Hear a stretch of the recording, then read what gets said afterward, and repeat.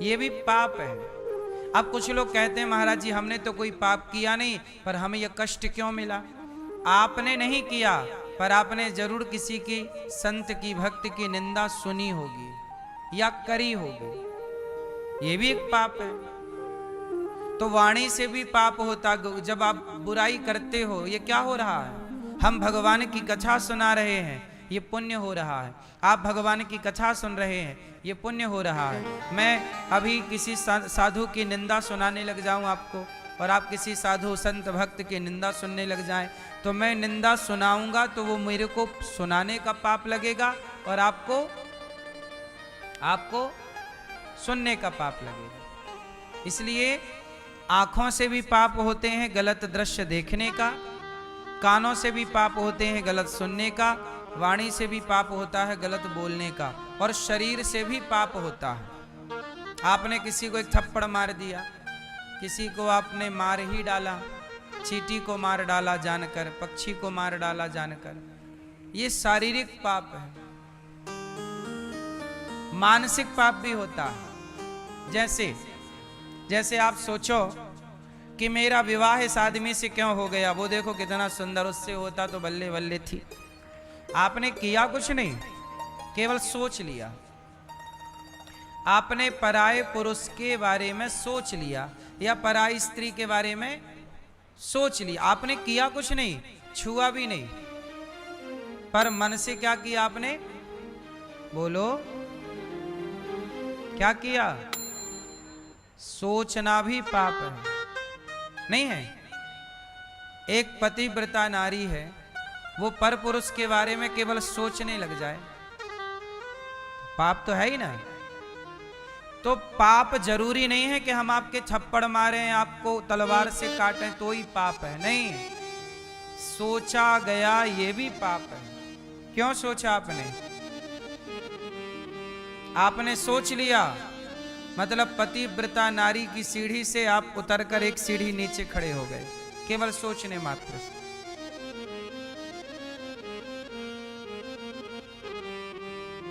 माता सीता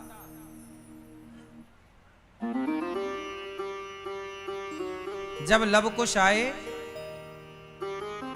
और सभा लगी राम की, लव कुश ने कह दिया राम से कि मैं आपका बेटा हूं। राम ने कहा कि मैं कैसे स्वीकार कर लूं कि आप मेरे पुत्र हैं? आपकी माता कहाँ है? बोले जंगल में, लेकर आओ। जब तक सीता नहीं कहेंगी कि ये मेरे पुत्र हैं, तब तक मैं कैसे स्वीकार कर लूं? महर्षि वाल्मीकि जी सीता को लेकर आए। माता सीता खड़ी हैं। ये घटना तब की है जब प्रजा ने लांछन लगाकर सीता माँ को वनवास भेज दिया। वनवास में जंगल की लकड़ी काट कर सीता माँ ने अपने बच्चों की परवरिश की। जब परवरिश हो गई तो सीता मैया ने अपने पुत्रों को राम के हवाले कर दिया,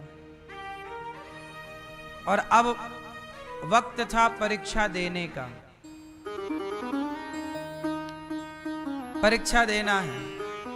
सीता मैया ने कहा, हे पृथ्वी माता, यदि मैंने सपने में भी, स्वप्न में भी पराये पुरुष के बारे में सोचा भी ना हो,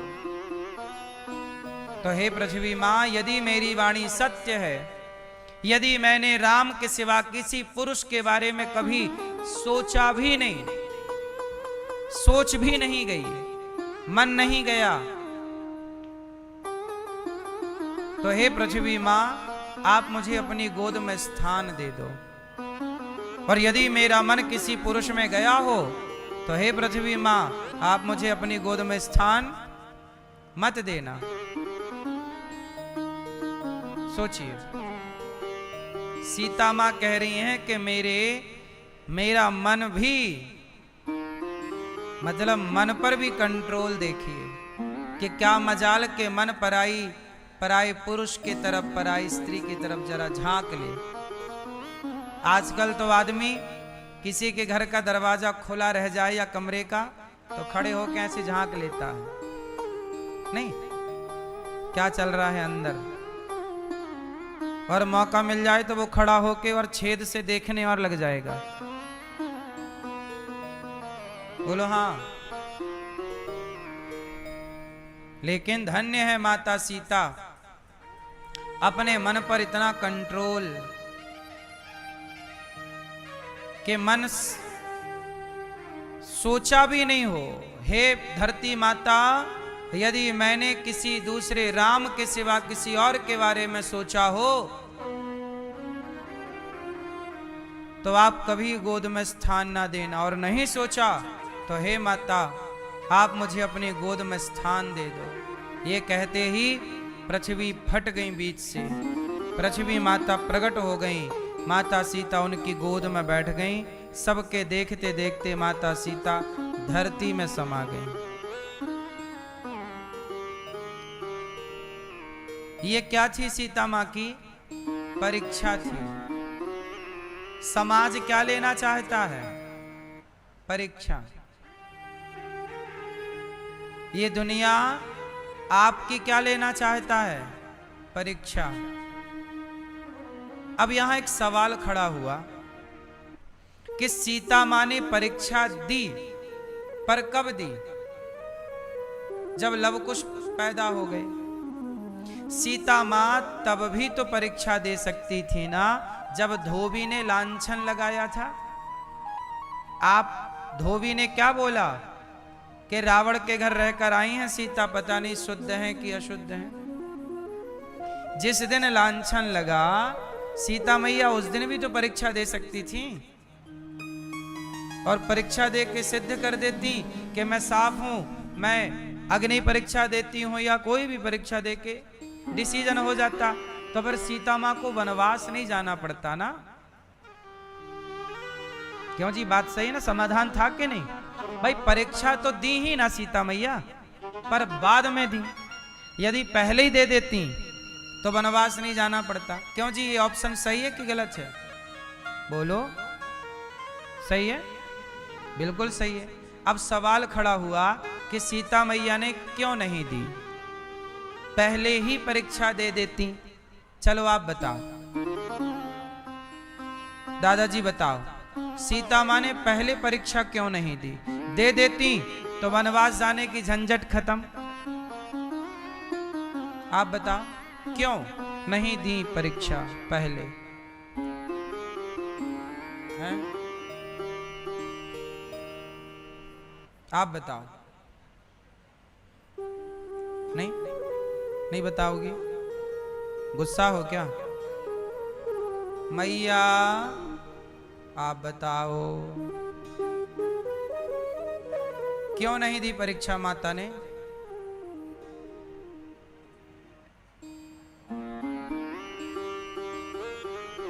आप गुलाबी मैया नहीं बताओगी? गुस्सा हो ना? हाँ।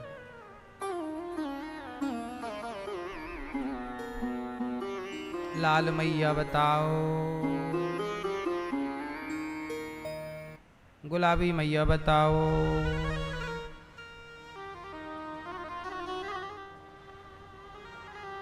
बोलो मेरी माँ, क्यों नहीं दी परीक्षा माता ने?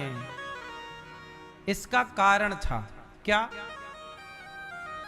इसका सबसे बड़ा कारण था, माता सीता चाहती तो पहले परीक्षा दे के सबका मुंह बंद कर सकती थी कि देखो भैया, जैसा तुम सोच रहे हो वैसा नहीं है, मैं पवित्र हूं गंगा की तरह। क्यों नहीं दी? माता सीता ने कहा कि जब हमारी प्रजा को हम पर भरोसा ही नहीं तो हम परीक्षा दे करके हम साफ शुद्ध हो भी जाएं। सीता मैया ने सोचा कि अब ऐसी प्रजा के साथ हम रह नहीं सकते जो हमारे ऊपर विश्वास ही नहीं करती। देखो, रहना वहां चाहिए जहां आप पे विश्वास हो। इसलिए आजकल रिश्ते कमजोर क्यों हो रहे हैं? टूट क्यों रहे हैं? क्योंकि विश्वास नहीं है। पत्नी को पति पे विश्वास नहीं है, वो दिन भर उस पर संदेह करती रहती है। पत्नियों को भी पति पर विश्वास नहीं और पति को भी पत्नियों पर विश्वास नहीं। और विश्वास नहीं ना होने का कारण यह है कि समाज में कुछ लोग एक दूसरे के विश्वास को तोड़ रहे हैं। जब विश्वास तोड़ते हैं तो लोगों को ऐसा लगता है यार कहीं हमारा भी तो हमारा अपना विश्वास नहीं तोड़ेगा। आज समाज में विश्वास तोड़ा जा रहा है। कौन तोड़ रहा है? आज बेटियां विश्वास तोड़ देती हैं, बेटे विश्वास तोड़ देते हैं। माँ बाप पढ़ा के लिखा के योग्य बनाते हैं, लड़की को किसी आदमी से लड़के से प्यार हो जाता है, माँ बाप समझा समझा के परेशान होते हैं, पर लड़की एक बात नहीं सुनती अपने माँ बाप की। और माँ बाप के माने बिना बोले बिना वो मनमाना शादी ब्याह कर लेती है। तो माँ बाप कोई प्रसन्न थोड़ी होते होंगे, कोई माँ बाप आपके दुश्मन थोड़ी हैं, आपके लिए बेहतर सोचेंगे। लेकिन बेटियां, समाज में कुछ बेटियां ऐसी हैं जो अपने बाप का अपनी माँ का विश्वास तोड़ देती हैं। कुछ लड़के ऐसे हैं जो अपने माँ बाप का विश्वास तोड़ करके किसी महिला के चक्कर में पड़ जाते हैं, स्त्री के चक्कर में पड़ जाते हैं।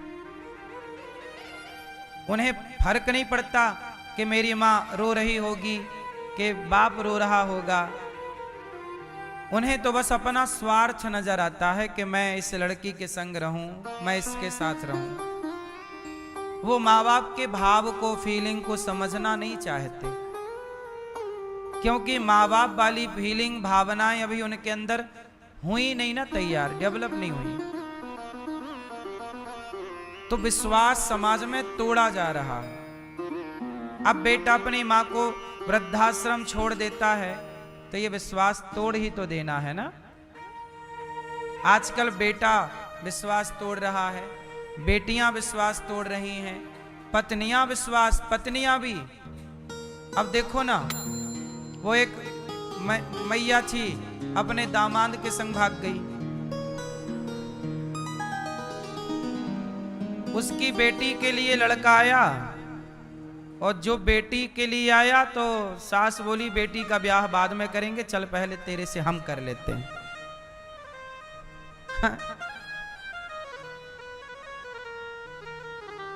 अब क्या हुआ? वो बेटी क्या कह रही होगी कि मेरी माँ ने मेरा विश्वास तोड़ दिया, मेरे होने वाले प्रेमी ने मेरा विश्वास तोड़ दिया। बोलो हाँ, उसका पति रो रहा होगा सिर पकड़ के कि मेरे होने वाले दामाद ने मेरा विश्वास तोड़ दिया। रिश्ता क्या कह रहा था? रिश्ता कह रहा था कि दामाद बेटा है और सास माँ है। क्या रिश्ता तो यही कहता है ना। दामाद कौन होता है? बेटा। सास कौन होती है? माँ। लेकिन वहां पर क्या हुआ? सास दामाद के संग भाग गई। दामाद के संग नहीं भाग गई, सरल अर्थों में कहें तो वो अपने बेटे के साथ भाग गई। हाँ या ना?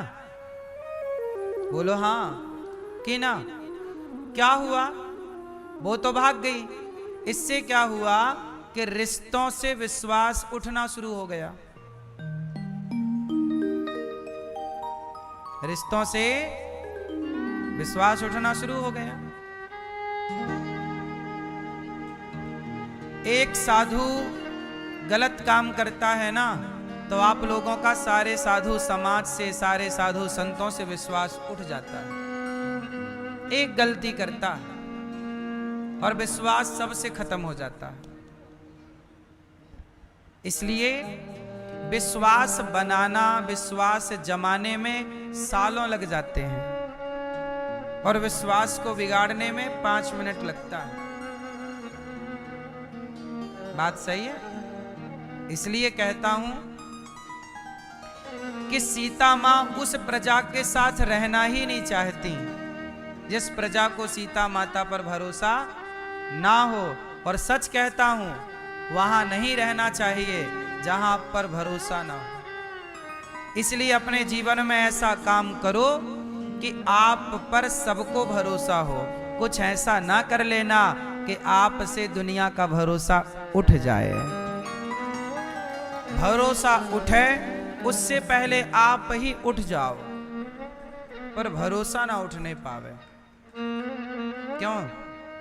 ऐसी पत्नी बनो कि पति का आपसे भरोसा ना उठे, ऐसे पति बनो कि पत्नी का आपसे भरोसा ना उठे, ऐसे बेटे बनो कि माँ बाप का आपसे भरोसा ना उठे, ऐसे माँ बाप बनो कि बेटों का आपसे भरोसा ना उठे। क्योंकि कुछ माँ बाप भी गलतियां करते हैं जिन माँ बाप से बच्चों का भरोसा उठ जाता है। पता है आपको? माँ बाप भी ऐसा काम करते हैं कुछ कि अब जैसे वो बेटी, उसकी माँ भाग गई तो उसका अपनी माँ से भरोसा उठ गया कि नहीं? वो तो सबको यही कहेगी यार कि माँ तो ऐसे ही होती है। उसकी सगी अपनी माँ ने जब अपनी बेटी के साथ दगा कर लिया, बेटी के हक को खा गई, तो भरोसा तो उठ ही गया ना। इसलिए आप लोगों से मेरी विनती है कि चाहे आप पुत्र हो या पुत्री, पति हो या पत्नी, आप किसी भी अभिनय रोल काल में हो, पर विश्वास उठने मत दीजिएगा, विश्वास बनाए रखिएगा। ठीक है? माता सीता ने निर्णय ले लिया कि मैं ऐसी प्रजा के बीच में रहना नहीं चाहती, इसलिए सीता माँ ने पहले परीक्षा नहीं दी, आखिरी में दी। कि अच्छा, पहले परीक्षा देती तो सीता माँ को जाना पड़ता, वो रहने नहीं चाहती थी, वो चली जाती तो गर्भवती थी, लवकुश भी चले जाते। यदि पहले परीक्षा दे देती तो लवकुश भी साथ में खत्म हो जाते, लेकिन लवकुश राम की प्रॉपर्टी है तो लवकुश को लौटाना पड़ा। जब तक लवकुश नहीं पैदा हो जाते, उनको संस्कार नहीं दे देती, माँ का कर्तव्य पूरा नहीं कर, जब पूरे कर्तव्य हो गए तब सीता माँ ने अलविदा कह दिया, चलो। बाद में वही प्रजा जो लांछन लगाई, चरणों में गिर गिर के माफी मांग रही, हमें क्षमा माता, गलती हो गई, हमने गलत आरोप लगा दिया, पर माता क्षमा कर दो। पर ऐसे थोड़ी होता है कि पहले आप आरोप लगा दो और बाद में आप सॉरी कह दो। इसलिए कहता हूं कि अपने शब्दों को जरा संभालो, ऐसा किसी पर आरोप ना लगाओ कि बाद में आपको सॉरी की जरूरत पड़े। सॉरी बोलना चाहिए, बात सही है, गलतियां हो गई तो क्षमा मांग लेना अच्छी बात है, लेकिन गलतियां कैसे आप कर रहे हैं ये भी तो देखो। कुछ गलतियां क्षमा की जाती हैं, कुछ गलतियां क्षमा नहीं की जाती। बात सही है कि गलत है? कुछ गलतियां क्षमा के योग्य हैं, कुछ गलतियां क्षमा के योग्य नहीं है।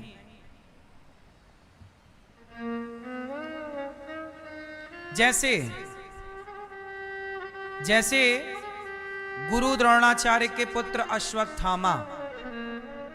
अश्वत्थामा ने द्रौपदी के 5 बच्चों को मार डाला,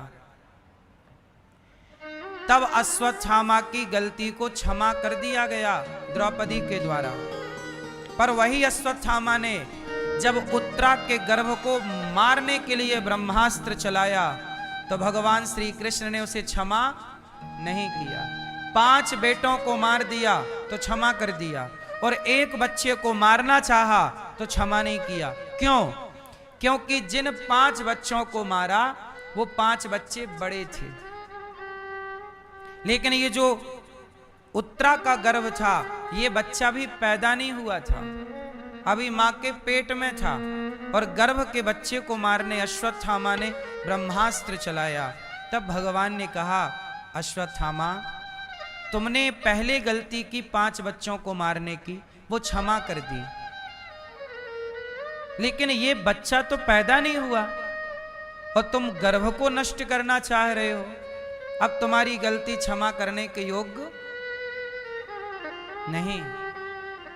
फिर क्या हुआ?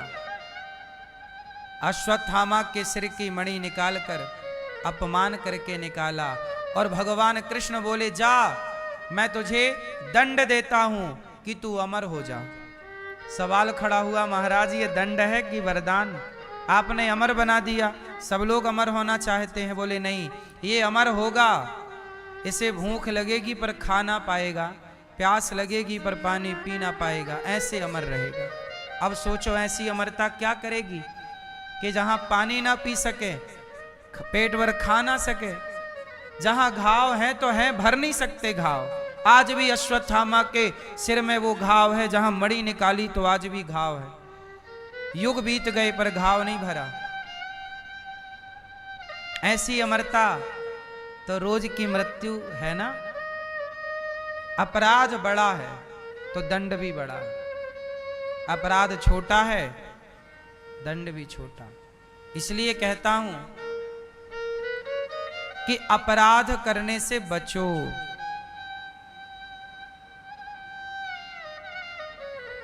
जो व्यक्ति अपराध करता है, पाप करता है, जैसा करता है उसे यही भोगना पड़ता है। नरक स्वर्ग तो है बाद का विषय है, वहां तो जाओगे ही, पर यहां और भोगना पड़ता है। इसलिए गलतियां करने से बचो, विश्वास पर खरे उतरो। माता सीता अपनी लीला पूरी करके परम धाम को चली गई। कुछ लोग आरोप लगाते हैं कि राम दोषी हैं। चलो बताओ, सीता माता के वनवास में दोषी कौन है? सीता माता के वनवास में कौन दोषी है? पीले भैया बताओ, पीला कुर्ता। सीता मैया के वनवास जाने में कौन दोषी है? किसके कारण सीता मैया वनवास गई? जिम्मेदार कौन? जोर से कौन? कौन जिम्मेदार है मैया? कौन?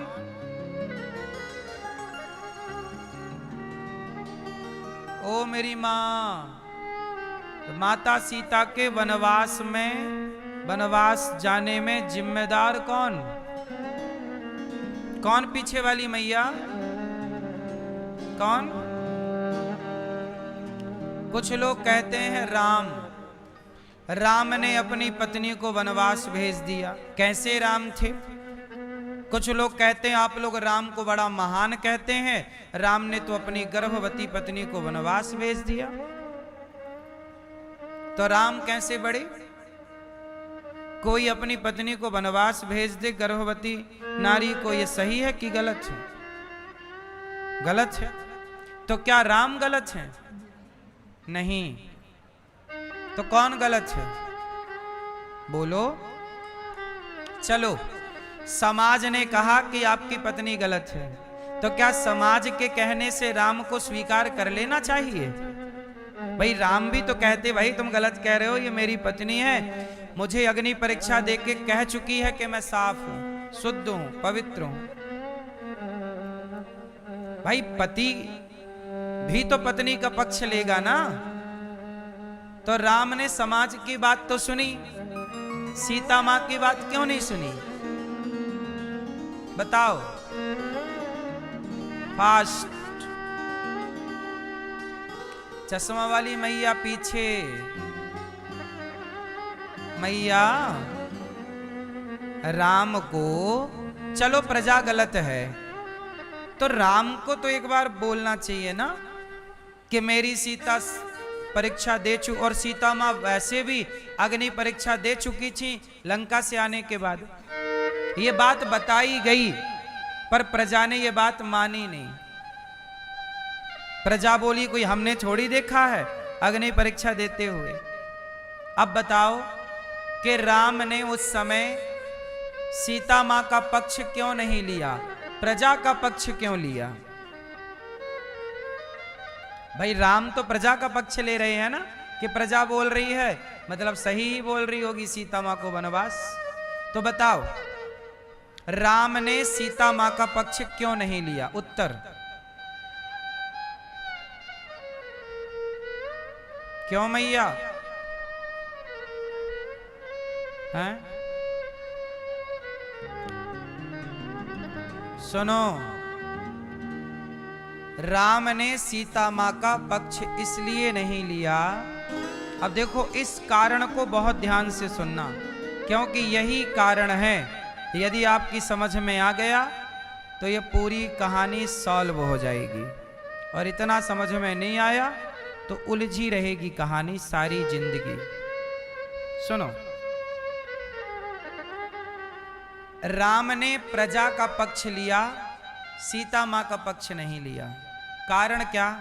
क्योंकि राम जी उस समय यदि पति होते तो राम जी जरूर सीता मां का पक्ष लेते, लेकिन उस समय राम जी पति तो हैं, पर उस समय राम जी राजा हैं।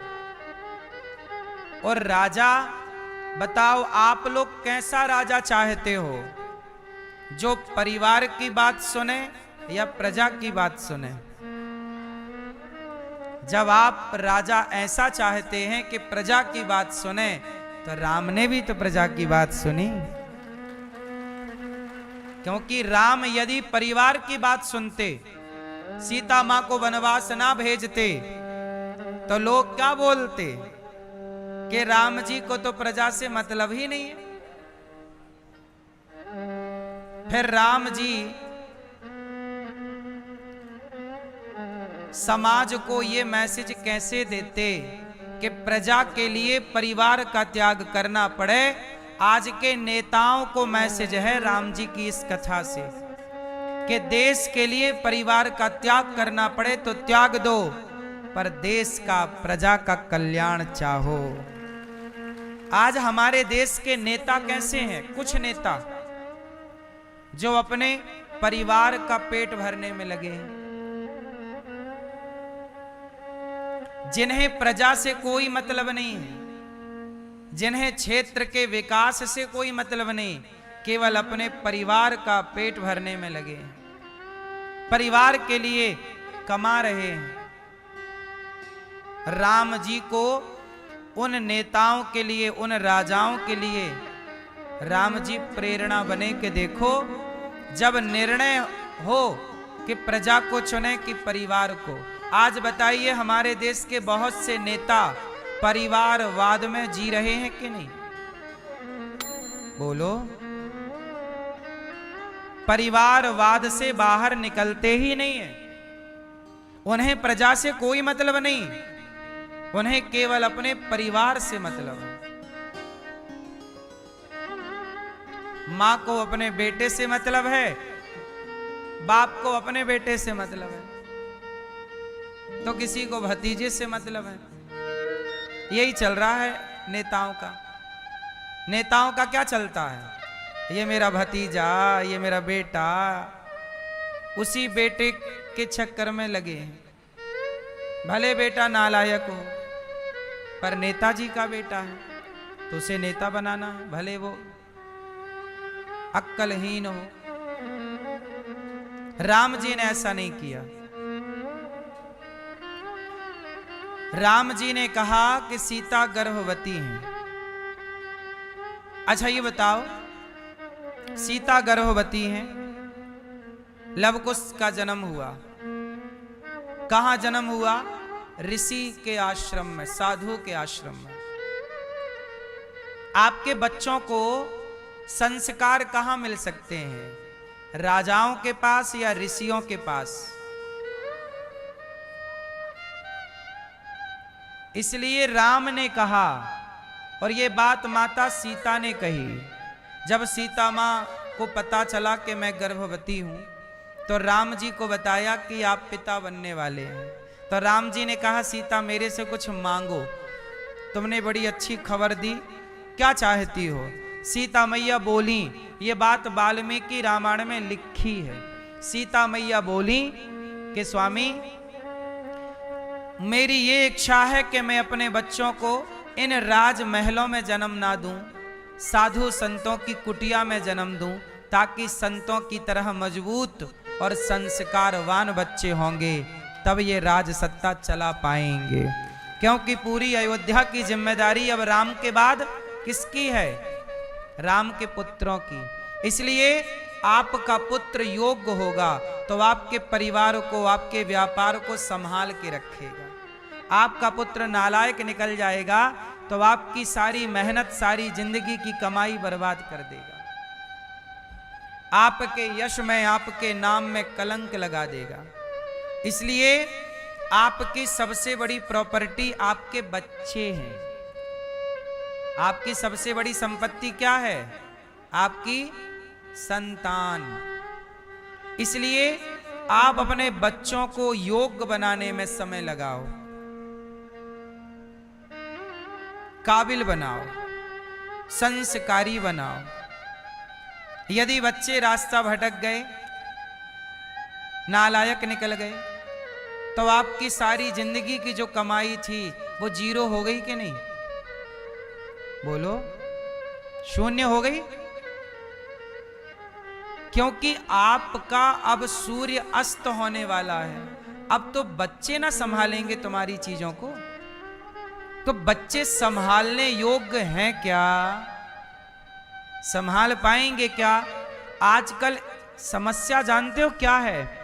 स्कूल में बच्चे भेजे जाते हैं, स्कूल में कागज की डिग्रियां दी जा रही हैं, स्कूलों में संस्कार तनिक भी नहीं है।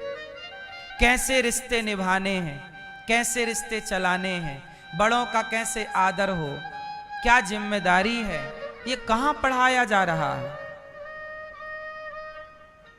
बोलो।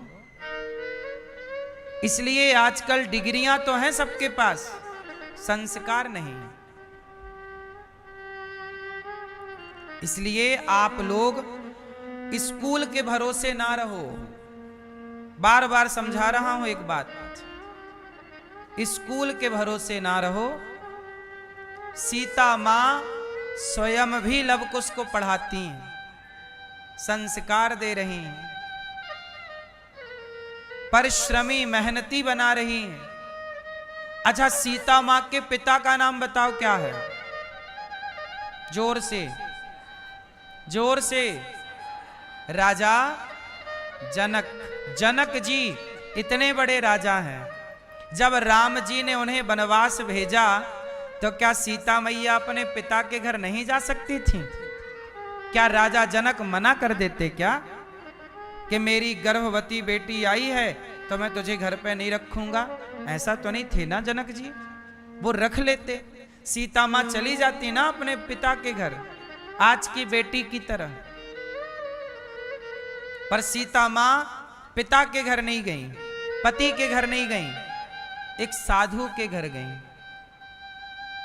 किसके घर गई? एक साधु के घर। क्यों?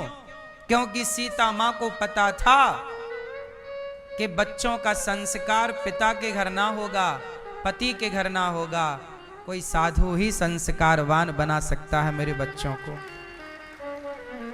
इसलिए लवकुश, ये बात सीता मां ने कहा था राम से कि मुझे बच्चों को साधु के यहां जन्म देना, इसलिए राम ने उन्हें वाल्मीकि जी के यहां व्यवस्था कराई। आज समाज में स्थितियां क्या है जानते हो? बॉलीवुड पिक्चर बनाती है, कौन सी? आश्रम जैसी मूवियां।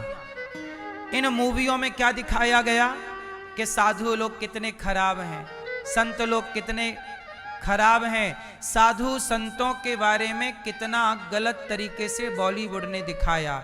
ढोंगी, पाखंडी, बलात्कारी, गलत सलत, हर गलत काम साधु के माथे पर थोप दिया बॉलीवुड ने। इससे क्या हुआ? इससे ये हुआ कि आपकी जो युवा पीढ़ी है, बच्चे हैं, ये संतों से नफरत करने लग गए। ये संतों से क्या करने लग गए? नफरत। और इसी नफरत को फैलाकर बॉलीवुड ने एक दूसरा पैंतरा चल दिया। पहले क्या हुआ?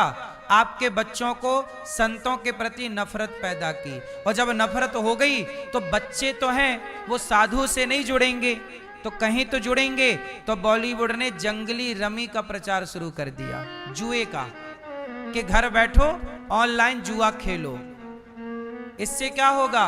अब बताइए, सारे सुपर डुपर स्टार मोबाइल पर ऐप का प्रचार करते हैं कि नहीं, जो जुआ से जुड़े ऐप हैं। क्यों जी, बात समझ में आ रही है आप लोगों की? आज बॉलीवुड जुए का प्रचार करता है कि नहीं? हाँ या ना? बोलो, करता है। और बॉलीवुड जुए का प्रचार तो करता है और संतों के प्रति जहर घोल रहा है, आश्रम जैसी मूवियां बनाकर। षड्यंत्र समझ रहे हो? बॉलीवुड का इतना गहरा षड्यंत्र है कि इसे समझते समझते जब समझ में आया तब तक सब खत्म हो चुका। बॉलीवुड में जितने सीरियल हैं, आज सीरियल आप देखते हो सास बहू, तो सासों को इतना डेंजर दिखाया जाता है सीरियलों में कि लड़कियां जब उस सीरियल की सास देखती हैं तो इमेजिन करती हैं कि क्या मेरी भी सास ऐसी डेंजर होगी। और वो इस डर से बेचारी कहती है, पापा ऐसी जगह ब्याह करो जहां सास ही ना हो। ये बात सही है कि गलत है? बात बहुत छोटी छोटी है, लेकिन छोटी छोटी बातें मस्तिष्क को कितना प्रभावित करती होंगी शायद आप नहीं जानते। छोटी छोटी आदतें ही तो बड़ी होती है ना। कोई पहली बार में थोड़ी एक बोतल दारू पी जाता है, एक घूंट से ही तो शुरू करता है। एक घूंट पिया, फिर एक पैक पिया, फिर एक बोतल, धीरे धीरे ऐसी गलत गलत आदतें धीरे धीरे आती हैं। अब मेरे को ये बताओ कि माता सीता साधु के यहां गईं। अरे संतों के पास जाओगे तुम्हारे बच्चे सुरक्षित रहेंगे। आज सच बताएं, आपके बच्चे सुरक्षित नहीं हैं। क्यों? आपके बच्चे गुटखा खाने लग गए, सिगरेट पीने लग गए, शराब पीने लग गए। अब बताओ क्यों ऐसा हुआ? क्योंकि गलत हाथों में चले गए, गलत दृष्टि से देखने लग गए, गलत हाथों में चले गए। साधु संत के पास होते, एक अच्छे गुरु की शरण में होते, तो वो कभी भी गलत रास्ते पर ना जाते। लेकिन अच्छे गुरु का चयन आप कर नहीं पाए। अच्छे गुरुजनों से अपने पुत्र को जोड़ नहीं पाए समय रहते, और बाद में आपके पास क्या बचा? रोना, महाराज जी हमारा बेटा बिगड़ गया। सुनता नहीं है। तुम्हारी क्यों सुनेगा? वो तो बॉलीवुड की सुन रहा है ना, वो तो उनकी सुन रहा है जो कह रहे हैं कि दाने दाने में केसर का दम। तुम्हारी क्यों सुनेगा? फिर पछताए होत क्या, अब पछताए होत क्या जब चिड़िया चुग गई। आज सबसे बड़ा कुसंग कोई है तो क्या है? बताओ बताओ, आपसे सवाल कर लें, आज यदि सबसे बड़ा कुसंग कोई है तो बताओ कौन है? जोर से, जोर से। सबसे बड़ा कुसंग है बॉलीवुड मूवियां, जो गलत मूवियां बन रही हैं, अश्लील मूवियां बन रही हैं, गलत सीरियल बन रहे हैं। एक्टर एक्ट्रेस जो कार्य कर रहे हैं, उसमें अभिनय कर रहे हैं, गलत बात कर रहे हैं, वो बहुत हानि पहुंचा रही है, बच्चों को बिगाड़ने में बहुत सहयोगी है। अब आप देखो, साबुन का ऐड आता है टीवी पर साबुन का ऐड एक मैडम आती है, सारे कपड़े उतार के ऐड करती है। ऐड साबुन का है, उतार रही है कपड़े, बिल्कुल अश्लील खड़ी हो जाती है। मूवियों में क्या है? लड़कियां बिल्कुल जरा जरा से कपड़े पहन के नाच रही हैं। कौन देख रहा है? तुम्हारा 10 साल का बेटा देख रहा है, तुम्हारी 15 साल की बेटी देख रही है। क्या सीखेगी कि जब ये लोग ऐसे कपड़े पहनते हैं हम भी पहने। आपको कोई फर्क नहीं पड़ता, फर्क पड़ता है बच्चों को, फर्क पड़ता है दिमाग में, फर्क पड़ता है मस्तिष्क में, फर्क पड़ता है विचारों में। बोलो हाँ कि ना? अब लड़का लड़की पिक्चर देखने जाते हैं, पिक्चरों में क्या होता है? पिक्चरों में होता है, जब प्यार किया तो। क्या पिक्चर चल रही है, जब प्यार किया तो? अब मतलब वो लड़की कहती है प्यार किया तो डरने की जरूरत नहीं, फिर वो अपने माँ बाप से डरती नहीं है। बोली हमने तो प्यार किया, कोई चोरी नहीं की। अब उसे डर ही नहीं लग रहा बाप का, माँ का, कोई भय नहीं। भय होना जरूरी है। विनय न मानत जलधि जड़ गए, 3 दिन बीत, बोले राम सकोप तब भय बिन हो ही न प्रीत। भय तो जरूरी है, पर अब कहां भय धरा है। भगवान श्री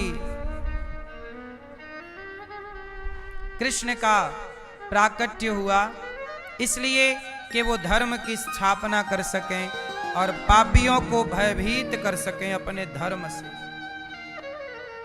भगवान श्री कृष्ण प्रकट हुए, सारे ब्रजमंडल में उत्सव मनाया गया। नंद के आनंद भयो, जय कन्हैया लाल की। हाथी दीन्हा घोड़ा दीन्हा और दीनी पाल की। सारे ब्रज में उत्सव चालू था कि तभी पूतना मौसी को कंस ने भेज दिया। कंस बोला जाओ, पूतना मौसी जाओ, जितने बच्चे पैदा हुए हैं सबको मार के आओ। पूतना चली बच्चों को मारने। भगवान कृष्ण को के पास आई, अपने स्तनों में दूध की जगह जहर भर के ले आई। कालकूट जहर लगा ली अपने स्तनों में, कन्हैया को पिलाने लग गई। भगवान ने थोड़ा दूध पिया, थोड़ा जहर पिया, अब प्राणों को पीने लग गए। पूतना चिल्लाई बालक छोड़ दो। भगवान बोले मौसी जी गलत बात, हम जल्दी से थोड़ी पकड़ते हैं किसी को, हमने थोड़ी पकड़ा है, आपने हमें पकड़ा। और जो हमें एक बार पकड़ लेता है फिर वो चाहे भी तो हमसे पीछा नहीं छुड़ा सकता। बस एक बार आप चले जाओ भगवान की शरण में, फिर आप चाहो भी तो भगवान हमारे कन्हैया आपका पीछा, फिर कन्हैया पकड़ लेंगे आपको। इसलिए हमारे कन्हैया टेढ़ी टांग वाले हैं। टेढ़ी चीज अंदर चली तो जाती है पर बाहर निकलती नहीं जल्दी। इसलिए कृष्णात् परम किमपि तत्त्वमहं न जाने, मैं कृष्ण के सिवा किसी को नहीं जानता, ऐसे बड़े बड़े ऋषि मुनि कहते हैं। ऐसे कृष्ण के एक बार कोई देख ले तो उनका मन ऐसा डूब जाता है कि कृष्ण के सिवा उनका मन किसी और में कभी जाता ही नहीं। मन को आकर्षित कर सतीति कृष्ण, जो मन को अपनी ओर खींच लें उनका नाम कृष्ण है।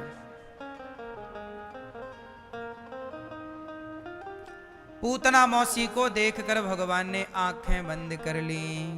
पूतना लोक बालघनी, राक्षसी रुधिरासना, जिघांसया पहरये, स्तनम दत्वापसद्गतिम।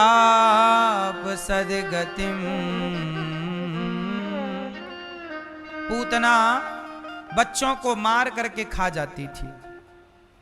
आज भगवान ने पूतना को देखते ही आंखें मूंद ली, पूतना को देखा ही नहीं। भगवान नहीं देखना चाहते पूतना को, क्यों? अच्छा ये बताओ भगवान किसे देखना चाहते हैं? मैया बताओ भगवान किसे देखते हैं और किसे नहीं देखते? पीली मैया बताओ, चश्मा वाली मैया बताओ भगवान किसे देखते हैं और किसे नहीं देखते? चश्मा वाली मैया बताओ,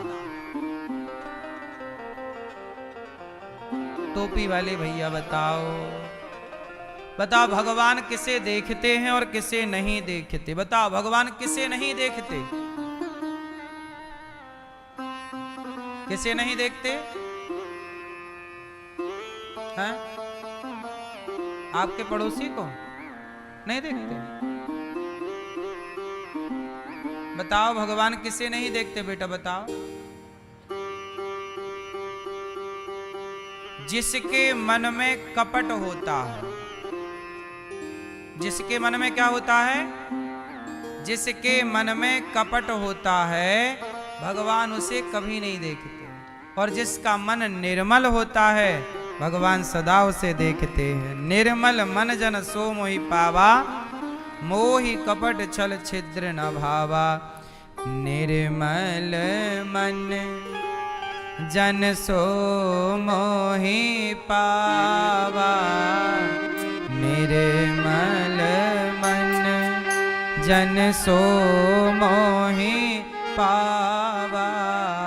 मोहि कपट छल छिद्र न भावा, मोहि कपट छल छिद्र न भावा। भगवान को क्या अच्छा लगता है? निर्मल मन। मोहि कपट छल छिद्र न भावा। मुझे छल कपट बिल्कुल अच्छा नहीं लगता, निर्मल मन अच्छा लगता है।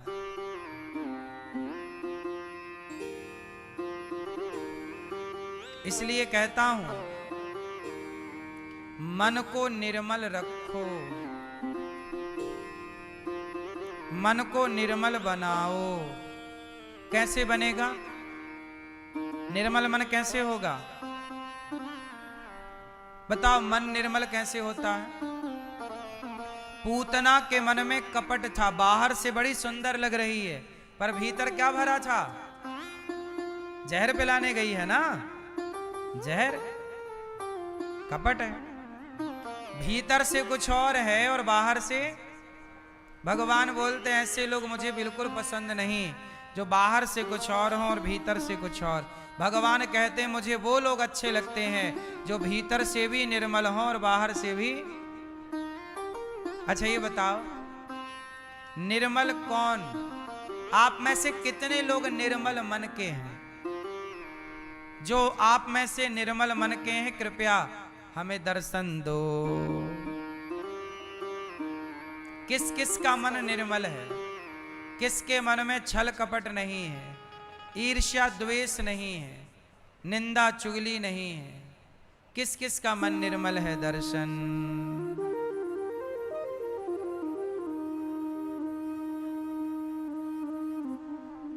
क्यों? आपका मन निर्मल नहीं है? है?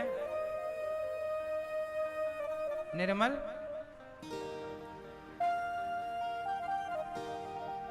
आपका मन निर्मल है? आपका मन निर्मल है? ये मैया, मैया आपका मन निर्मल है? चश्मा वाली मैया। हाँ कि ना कि सब गोलमाल है? हाँ।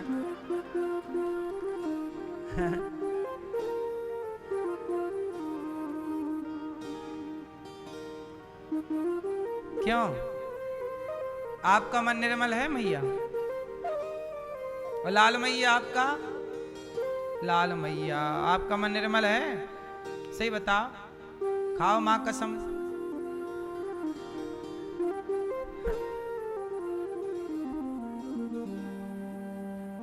सुनो, झूठ बोलना पाप है, नदी किनारे सांप है, काली माता आएंगी घींच काट ले जाएंगी। सबसे बड़ा पाप झूठ है और आप लोग कह रहे हैं कि हमारा मन निर्मल है। इससे बड़ा झूठ क्या हो सकता है?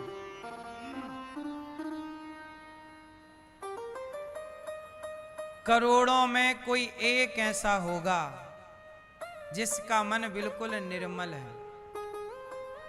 सच कहें तो आप चाह कर भी अपने मन को निर्मल नहीं कर पाते।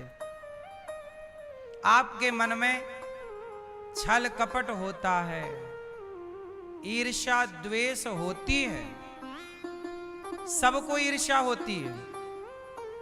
आपके बेटे से आगे कोई तरक्की कर जाए, आपको ईर्ष्या होती है कि हमारा क्यों नहीं कर रहा। फिर आप चाह कर भी आप चाहती हो कि मैं ये सब ना करूं, पर ये प्रकृति है ना, बचने नहीं देती। अब क्या करें कि ये सबसे मुक्ति मिले? तो सुनो, सबसे पहले तो आप पहले स्वीकार करो कि हां, हम छल कपट से भरे पड़े हैं, हमने गलतियां की हैं।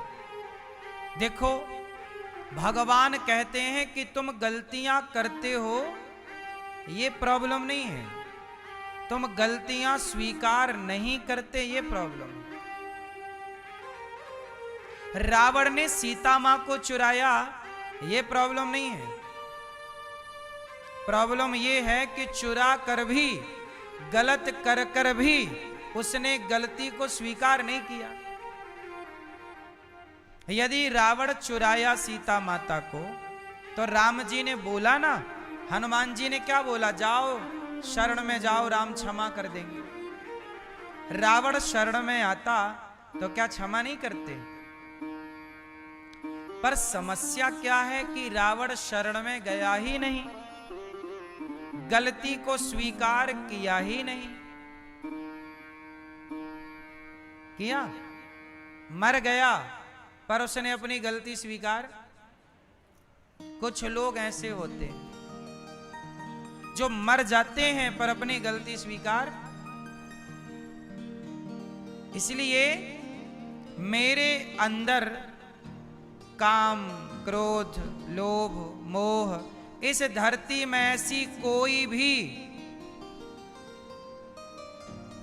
कोई भी संसार में ऐसा कोई भी पाप नहीं है जो पाप मेरे भीतर ना हो।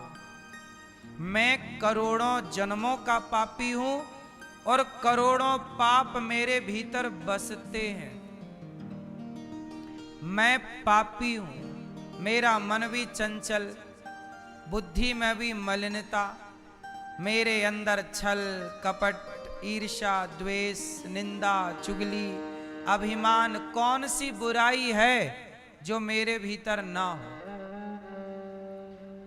अब बात यह है कि मेरे भीतर करोड़ों बुराइयां हैं, परंतु मैं स्वीकार करता हूं कि हे नाथ, मैंने बहुत कोशिश की।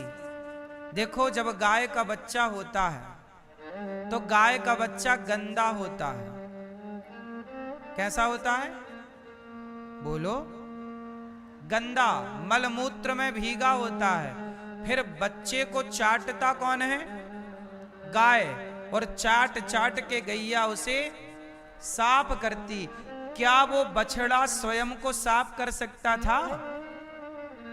बोलो। वो बछड़ा स्वयं को साफ नहीं कर सकता, उसे साफ करेगी तो उसकी माता। ऐसे मैं भी करोड़ों जन्मों का पापी हूं, मैं स्वयं को निर्मल नहीं कर सकता। मुझे कोई निर्मल कर सकता है तो मेरे भगवान श्रीमन नारायण मुझे निर्मल कर सकते। इसलिए मैं तो ये कहूं कि प्रभु मैं बड़ा पापी, बड़ा अज्ञानी, पर जैसा हूं ना आपका हूं प्रभु। मुझे नहीं पता कि आपको किस तरह का भक्त अच्छा लगता है। जिस तरह का अच्छा लगता हो आप मुझे उस तरह का बना लो, मैं आपका हूं। आपको जैसा अच्छा लगे आप मुझे वैसा। अब आप लोग क्या कह रहे हैं? हमारा मन तो साफ है, निर्मल है। तो भगवान बोले रहे आए, फिर तुम्हारा है तो ठीक है, फिर हमारी तो जरूरत ही नहीं। भाई बच्चा गंदा होगा तब तो गैया चाटेगी, गंदा ही नहीं होगा तो काहे चाटेगी। तो भगवान कृपा तब करेंगे जब तुम कृपा के पात्र बनोगे। पात्र ही नहीं बनोगे तो कृपा कैसे करेंगे भगवान? कृपा करने को तैयार हैं। रावण शरण में तो जाए। विभीषण गया तो क्या राम ने स्वीकार नहीं किया? जब विभीषण गए तो राम ने स्वीकार किया तो रावण जाता तो रावण को भी तो स्वीकार कर लेते। एक बार तुम भगवान की शरण में जाओ तो सही, प्रभु हम आपके हैं। कहो तो सही। निर्मलता यही तो है। देखो आप गलत हैं और आपने स्वीकार कर लिया कि मैं गलत हूं। इससे क्या हुआ? इससे यह हुआ कि आपका हृदय बिल्कुल निर्मल है। क्यों? चोर चोरी को स्वीकार कर ले। गलतियां सब करते हैं इस धरती पर। बात इतनी है कि कोई गलतियों को स्वीकार नहीं करता तो कोई गलतियों को स्वीकार करके सुधार कर लेता है। अजामिल कितना बड़ा पापी और गलत आदमी था, लेकिन गलतियों को स्वीकार किया उसने और सुधार किया। एक नाम लेने से उसका उद्धार नहीं हुआ, एक नाम लेने से केवल उसका टाइमिंग बढ़ गई थी। वो मरने वाला था, 88 साल का हो चुका था। यमदूत आए, चल, और उसके मुंह से निकल गया नारायण। तो क्या हुआ? पार्षदों ने आके उसे मुक्ति से, मतलब मृत्यु से बचा लिया। चल, अब तुझे हम 12 साल का टाइम देते हैं। तूने मरते समय भगवान को पुकारा, 12 साल का टाइम देते। इन 12 सालों में अब जो तूने पाप किए हैं उन पाप का प्रायश्चित कर। और अजामिल ने सब छोड़कर हिमालय के तट पर जाकर 12 साल केवल तपस्या की, भगवान का नाम जप किया, भगवान का ध्यान किया। उस नाम जप, उस ध्यान से उसके सारे पाप नष्ट हो गए और वह मोक्ष का अधिकारी हो गया। आप लोगों को यह पता है कि अजामिल ने एक बार नाम ले लिया तो उद्धार हो गया? नहीं, एक नाम लेने से उसकी टाइमिंग बढ़ गई। 12 साल का टाइम मिल गया उसे। अब 12 साल में तू गलत करेगा तो तू नरक जाएगा। उसने क्या किया? सुधार लिया। उसको लग गया कि यार मैंने एक नाम लिया तो मैं यमदूतों से बच गया, वरना ये यमदूत ले जाके मुझे कहां नरक में डालते। तो नरक से बचने के लिए उसने सुधार कर लिया, तुरंत अपने आप को बदल लिया। इसलिए कहता हूं आप भी अपने को बदलो। बुरे काम किए हैं, अब ना करो, अब तो सुधारो। अभी भी करोगे तो दंड के भाजन बनोगे, फिर भोगना पड़ेगा।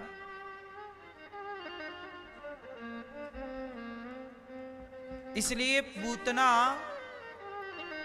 को देखकर भगवान ने आंख बंद कर ली कि पूतना का मन कपट से भरा, और जिसके मन में कपट है भगवान उसे नहीं देखते। क्यों? तो आप लोगों के मन में कपट है कि निर्मल है मन? आपका मन, बोलो मेरी मां, सही बताओ। आपका मन सही बताओ। अभी तो आप कह रही थी कि हमारा मन निर्मल है, अब कह रही हो कपट है। समस्या क्या है जानते हो? आप लोग गलत होते हैं पर समाज के आगे कहने से डरते हैं कि मैं गलत हूं। यह भी एक कपट है। गलत को स्वीकार ना करना भी तो कपट है। इसलिए कहो खुल के कि प्रभु हम पापी हैं। ये संसार में रह करके कोई पाप से बच नहीं सकता ना। क्यों? कहो कि हम पापी हैं, स्वीकार करो और भगवान से कहो कि प्रभु हम जैसे हैं आपके हैं, अब आप हमें स्वीकार कर लीजिए। बस कहो। देखो, ना स्वीकार करें तो कहना। भगवान क्या कहते हैं?